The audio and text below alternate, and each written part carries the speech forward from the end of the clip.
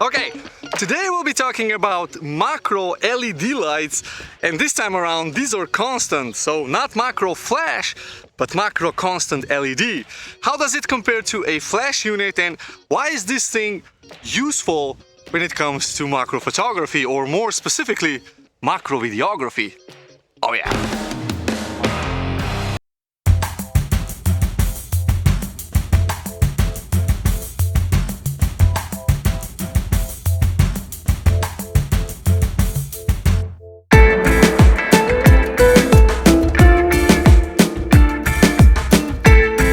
I'll be testing this out is, well, here at the Arboretum, and I have a few friendly spiders to photograph. Now I know that spiders freak people out, just bear with me on this one. But what I will be testing today is the difference between using this Godox RING72 LED constant light for macro photography as well as macro video, and I'll be comparing this to, well, without this, so just the camera and a macro lens. Now, of course, I have to mention that using a proper on-camera flash, like this for instance, and a flash diffuser is going to win in terms of photographing macro and having enough additional light, because a flash is designed to output a lot of light but in a split second, so just in the time when you're taking the photograph. Otherwise, if it would be constantly on, it would probably burn the battery very quickly and overheat. So where does this constant LED then come into play?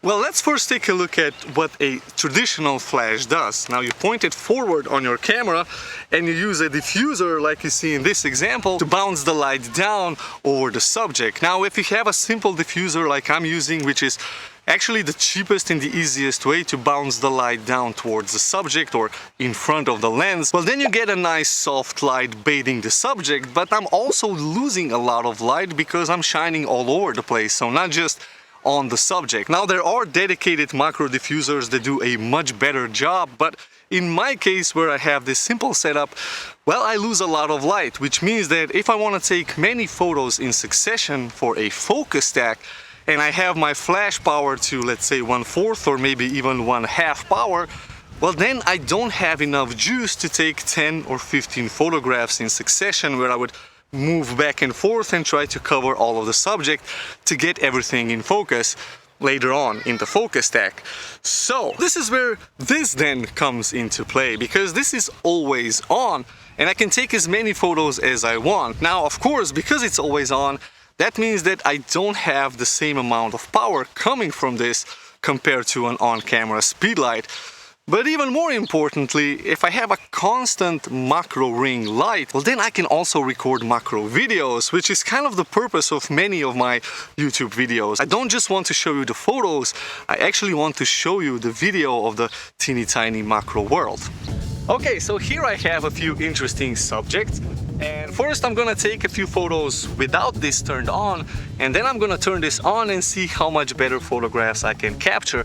I'll also be doing the same thing for video, so first time without this, and then the second time with this additional LED light, which actually looks like this. If I power it on, I mean, you can hardly see it in camera, but it does produce a bit more light.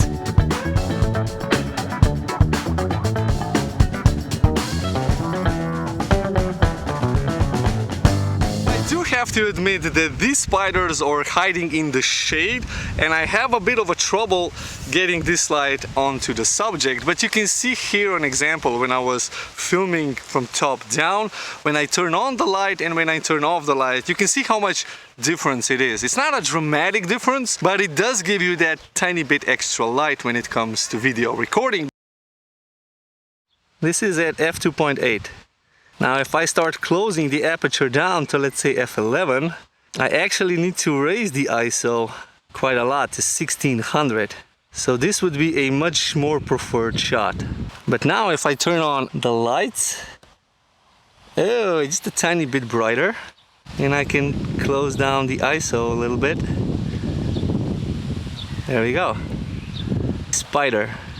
Okay, now to be completely honest, I was expecting the power output to be a little stronger, because this is I would say borderline usable when it comes to video and photography. I mean, for photography, while I can always use an on-camera speedlight, now ideally you want to have a closed down aperture, decent enough fast shutter speed, and ISO which is, well, low enough to get pretty much no noise, so pretty much a low ISO. And a ring like this kind of helps a little bit because it brings in a little bit more light. Now, but when it comes to video, this did make a difference. Not a big difference, but definitely a difference.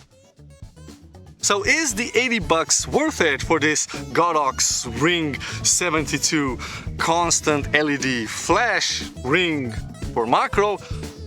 Well, I would say that for video, it does make a difference. For photography, however, I am missing that punch which you get with a flash. So technically, I would recommend this for video, not that much for photography. Anyway, this was my short review.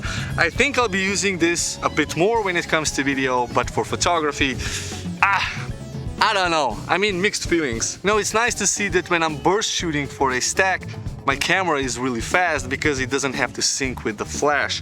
But anyway, that's it. If you guys have any comments or questions, leave that down below. Hit the like button for the algorithm and consider subscribing. It really means a lot. And if you want to watch last week's video, click on this one over here.